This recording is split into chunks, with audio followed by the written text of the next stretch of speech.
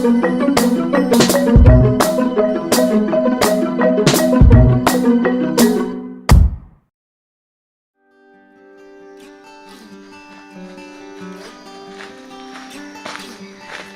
tout le monde. Hello.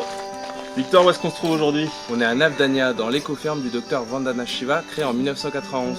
On vous emmène, je sais pas.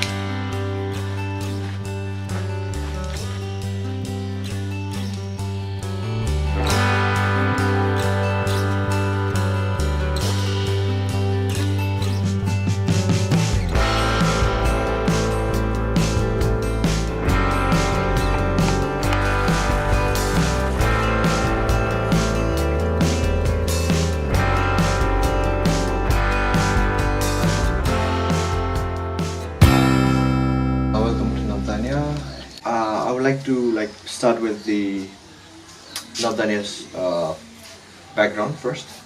So in 1987, Doctor Vandana Shiva started a research foundation down south in Bangalore. She kind of found out that now people, these multinational corporations are looking into the food system, because if they can grab hold of the food system, that means they are grabbing hold of all the lives basically, right? So when the Green Revolution came in, the Green Revolution sounds very nice. So their main focus was to have monoculture crops and to have more yield so that they can export more outside the country. They didn't think about local community or local democracy or the state democracy or the local economy. They thought about exporting. Before the Green Revolution, we had 20,000 varieties of rice seed. Now we have only 4,000, from which 3,400 are saved by Navdanya. The seed bank that we have here is the biggest one in terms of the variety and not the quantity. So she did the research and she found out that she had to save the seeds. If she doesn't do it now, then everything's just gonna get wiped out, and then there will be a lot of power for the corporates basically. Everybody who comes here are Bijaks. Bijaks means seed sower. So once you're here in Navdanya, you become officially a Bijak of Navdanya. So once you're here, we live in a community. There's no a person, oh you're from France or you're from Canada, you're from Bhutan. No, we're all human beings here. So that's the community that we offer. This is Bij Vidyapit or Seed School or Earth University. Most of the programs, everything is done here. Then we have the Navdanya International Florence, which is in Italy. It basically looks at all the food security, food problems, genocides, ecocide. They are basically a bunch of lawyers who are working with Dr. Shiva to put all these people on trial basically. Dow and Syngenta, they are coming as one. Monsanto and Bayer, they are coming as one. DuPont and Mover, they are coming as one. So they're going to be three massive companies. Three massive companies. I think Monsanto has been on a highlight for a very long time now because of the work of Dr. Vandana Shiva. And now they feel that they should just merge with Bayer so that they don't have the name anymore, and people might think, okay, Monsanto is gone, but actually not gone. Actually, it's more stronger. And apart from that, whatever Navdanya does, we do it for the farmers. Everything is free for them. So every month we do have a farmers training. So this is how we start the daily schedule. So from 10 to 12:30, we always work in the farm.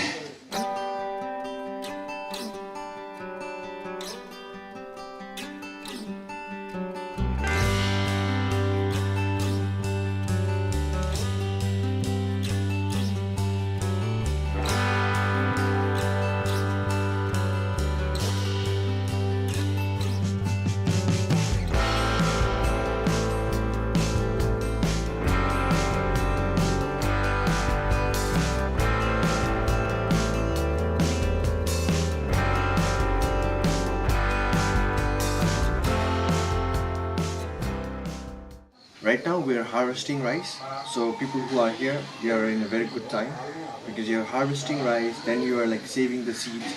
You know how the seeds is been saved. Here we don't use any machines to plow the field as well. We use our oxes. That's how it works. Because what happens with the machines is the tires are very big, right?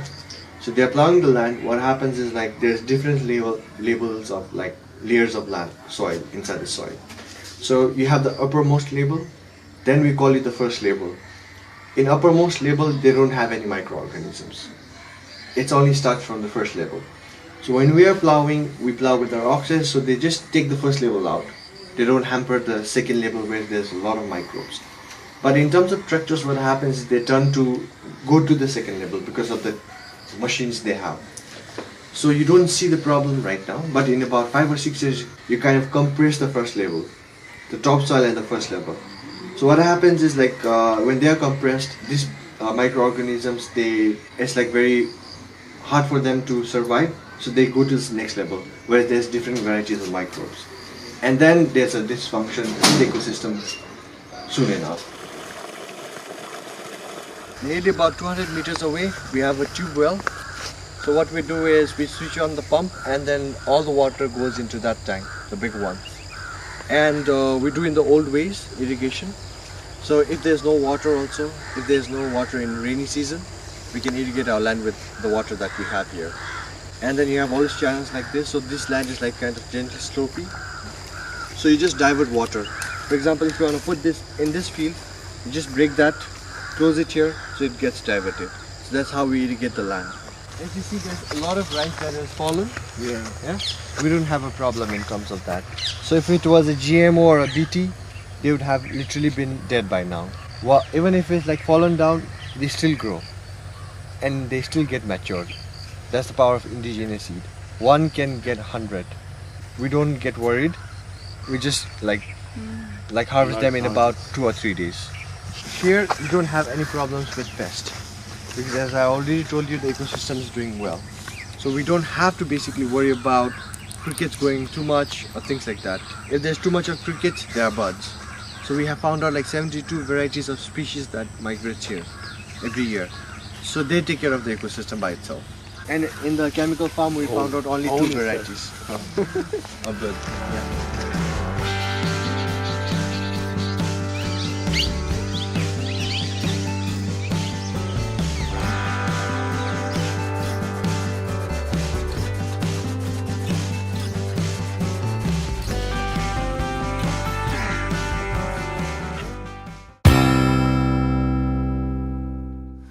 How come some farmers let themselves convinced by chemicals? Okay, so basically when the Green Revolution was here, they said it's medicine.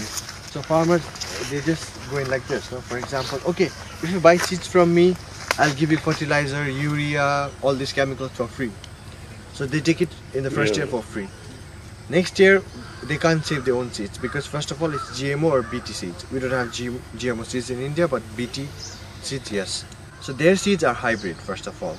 Hybrid seeds, what happens is like they can't regrow themselves. You have to use from somewhere else. Yeah. So they now, once they get the seeds and the chemicals free for the first year, second year they kind of have to pay for the seeds and pay for the chemicals, which are more stronger than the previous one. So eventually they run into that system day by day.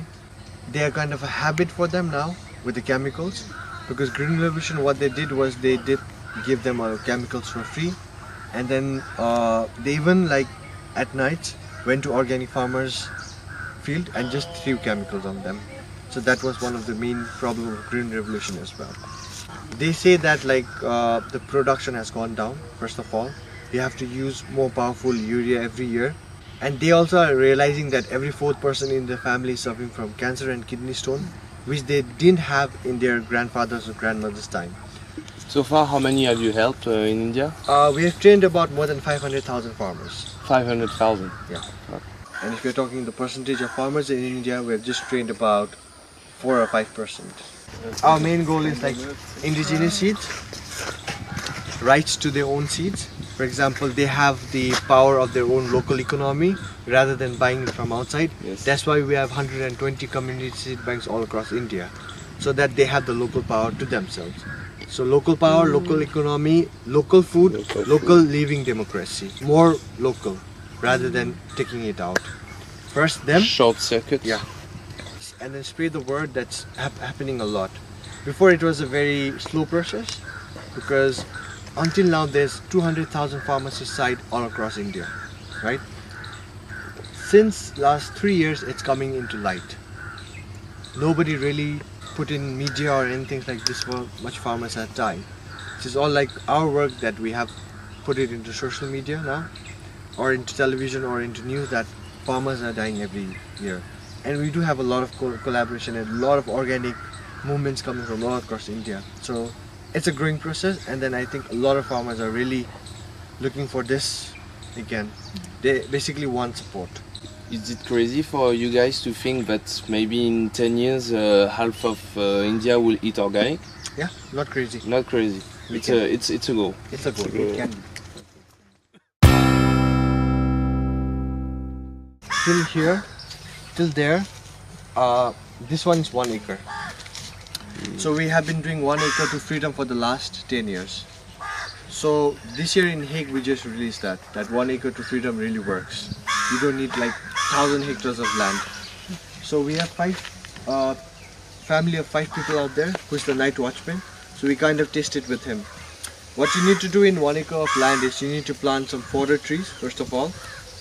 Second, you have to have a lot of biodiversity, as in like have a lot of mixed cropping, different things growing at different seasons. What happens is, for example, the fodder trees, the fodders can be fed to the cows. So you need to have at least 2 cows to milk and then 2 oxen to plow the field. Now with fodder, when you're using the leaves for the cows, you have the branches.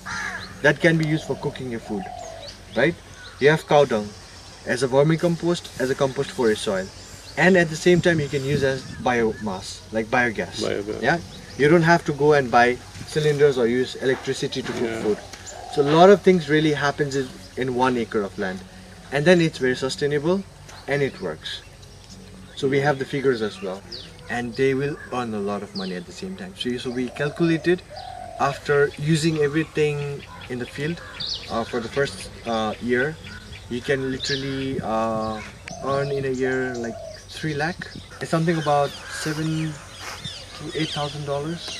So for a farmer, $8,000 is a lot. Yes. When you're doing organic, you don't have to think about your son getting cancer and like putting lakhs and lakhs of rupees to treat him. There's nothing like that.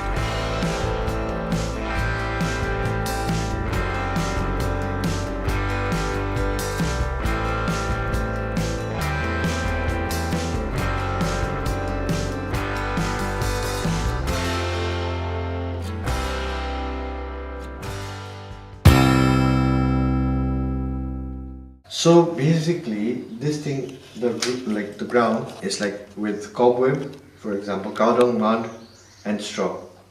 So we have this in every rooms as well.